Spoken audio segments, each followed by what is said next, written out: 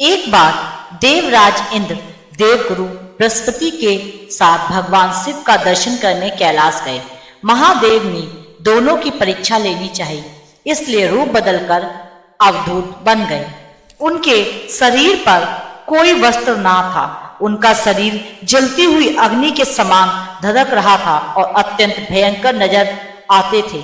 अवधूत दोनों के रास्ते में खड़े हो गए। इंद्र ने एक विचित्र पुरुष को रास्ते में खड़े देखा तो चौंके। इंद्र को देवराज होने का गर्व घेरने लगा। उन्होंने उस भयंकर पुरुष से पूछा, तुम कौन हो? भगवान शिव अभी कैलाश पर विराज रहे हैं या कहीं भ्रमण कर रहे हैं? मैं उनके दर्शन के लिए आया हूं। इंद्र ने कई प्रश्न किए, लेकिन वह पुरुष योगियों के समान मौन ही रहा। इंद्र को लगा कि एक साधारण प्राणी उनका अपमान कर रहा है। उनके मन में देवराज होने का अहंकार उपजा, जो क्रोध में बदल गया। इंद्र ने कहा, मेरे बार बार अनुरोध पर भी तू कुछ नहीं बोलकर मेरा अपमान कर रहा है। मैं तुझे अभी दंड देता हूं। ऐसा कहकर इंद्र ने ब्रज उठा लिया। भगवान शिव ने ब्रज को उसी समय स्तंभित यानी जड़ कर दिया। इंद्र की बाहें अकड़ गईं। भगवान अवधूत क्रोध से लाल हो गए। बृहस्पति उनके चेहरे पर आई क्रोध की ज्वाला को देखकर समझ गए कि ऐसा प्रचंड स्वरूप महादेव के अतिरिक्त किसी का नहीं हो सकता। बृहस्पति शिव स्तुति गाने लगे। उन्होंने इंद्र को भी महादेव के चरणों में लेटा दिया और बोले, प्रभु इंद्र आपके चरणों में पड़े हैं, आपके शरणागत हैं। आपके ललाट से प्रकट अग्नि इन्हें जलाने को बढ़ रही है। हम शरणागतों की रक्षा करें। बृहस्पति ने विनती की, प्रभु भक्तों पर अपनी सदा कृपा बरसाते हैं। आप भक्त वात्सल्य और सर्व समर्थ हैं। आप इस तेज को कहीं और स्थान दे दीजिए ताकि इंद्र के प्राणों की रक्षा हो। भगवान रुद्र ने कहा, बृहस्पति मैं तुम पर प्रसन्न हूँ। इंद्र को जीवन दान देने के कारण तुम्हारा एक नाम जीव भी होगा। मेरे त्रिनेत्र से प्रकट इस अग्नि का ताप देवता सहन नहीं कर सकते, इसलिए मैं इसको बहुत दूर छोड़ता हूँ। महादेव ने उस तेज को हाथ में धारण करके समुद्र में फेंक दिया। वहां फेंक के जाते ही भगवान शिव का वह तेज तत्काल एक बालक के रूप में परिवर्तित हो गया। सिंधु से उद्भव होने के कारण उसका नाम सिंधु पुत्र जलधर प्रसिद्ध हुआ। जलंधर जिसका नाम शंख चूड़ा भी हुआ, शिव के तेज से उत्पन्न हुआ था। इस कारण परम शक्तियों से संपन्न था। वह देवों से भी ज्यादा शक्तिमान था। वह उस तेज से पैदा हुआ था जो इंद्र को समाप्त करने वाला था, इसलिए असुरों ने उसे अपना राजा बना लिया। अवधूत रूप में यह लीला करने के बाद महादेव अंतर्ध्यान हो गए। इंद्र के गर्व का भंजन भी हुआ और भगवान के दर्शन भी हो गए। तुलसी से जुड़ी एक कथा बहुत प्रचलित है। श्रीमद् देवी भागवत पुराण में इनके अवतरण की दिव्य लीला कथा भी बनाई गई है। एक बार भगवान शिव ने अपने तेज को समुद्र में फेंक दिया।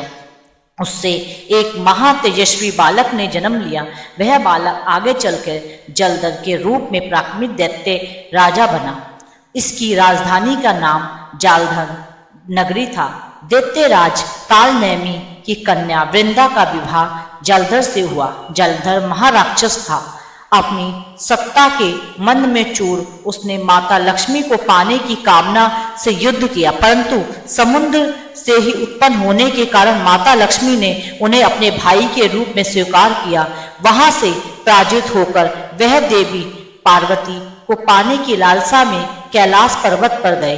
भगवान देवाधिदेव शिव का ही रूप धरकर माता पार्वती के समीप गए, परंतु मां ने अपने योग बल से उसे तुरंत पहचान लिया और वहां से अंतर्ध्यान हो गई। देवी पार्वती ने क्रुद्ध होकर सारा वृत्तांत भगवान विष्णु को सुनाया। जलधर की पत्नी वृंदा अत्यंत पतिव्रता स्त्री थी। उसी के पतिव्रत धर्म की शक्ति से जलधर ना तो मारा जाता ना ही पराजित होता था, इसलिए जलंधर का नाश करने के लिए वृंदा के प्रतिव्रत धर्म को भंग करना जरूरी था। उसी कारण भगवान विष्णु ऋषि का वेश धारण करके वन जा पहुंचे। जहां वृंदा अकेली भ्रमण कर रही थी। भगवान के साथ 2 मायावी राक्षस भी थे, जिन्होंने देखकर वृंदा भयभीत हो गई। ऋषि ने वृंदा के सामने पल में दोनों को भस्म कर दिया। उनकी शक्ति देखकर वृंदा ने कैलाश पर्वत पर महादेव के साथ युद्ध कर रहे अपने पति जलंधर के बारे में पूछा। ऋषि ने अपने माया जाल से 2 बानर प्रकट किए। एक बानर के हाथ में जलंधर का शरीर था तथा दूसरे के हाथ में धड़। अपने पति का यह दशा देखकर वृंदा मूर्छित होकर गिर पड़ी। होश में आने पर उन्होंने ऋषि रूपी भगवान से विनती की कि वह उनके पति को जीवित करें। भगवान ने अपनी माया से पुनः जलंधर का सिर धड़ से जोड़ दिया, परंतु स्वयं भी वह उसी शरीर में प्रवेश कर गए। वृंदा को इस छल का जरा भी आभास नहीं हुआ। जलंधर बने भगवान के साथ वृंदा प्रतिव्रता का व्यवहार करने लगी, जिसके उसका सतीत्व भंग हो गया। ऐसा होते ही वृंदा का पति जलंधर युद्ध में हारा गया। इस सारी लीला का जब वृंदा को पता चला तो उसने क्रोध होकर भगवान विष्णु को शीला होने का श्राप दे दिया और स्वयं सती हो गई। जहां वृंदा भस्म हुई वहां तुलसी का पौधा उगा। भगवान विष्णु ने वृंदा से कहा, हे वृंदा, तुम अपने सतीत्व के कारण मुझे लक्ष्मी से भी अधिक प्रिय हो गई हो। अब तुम तुलसी के रूप में सदा मेरे साथ रहोगी। जो मनुष्य भी मेरे शालिग्राम रूप के साथ तुलसी का विवाह करेगा, उसे इस लोक और परलोक में विलुप यश प्राप्त होगा। जिस घर में तुलसी होती है वहां यम के दूत भी आश में नहीं आ सकते। गंगा व नर्मदा के जल में स्नान तथा तुलसी का पूजन बराबर माना जाता है।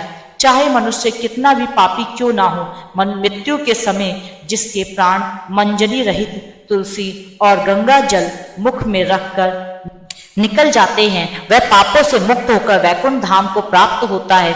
जो मनुष्य तुलसी व आंवलों की छाया में अपने पितरों का श्राद्ध करता है, उसके पितृ मोक्ष को प्राप्त हो जाते हैं। उसी दैत्य जलंधर की यह भूमि जलंधर नाम से विख्यात है। सती वृंदा का मंदिर मोहल्ला कोट किशन चंद्र में स्थित है।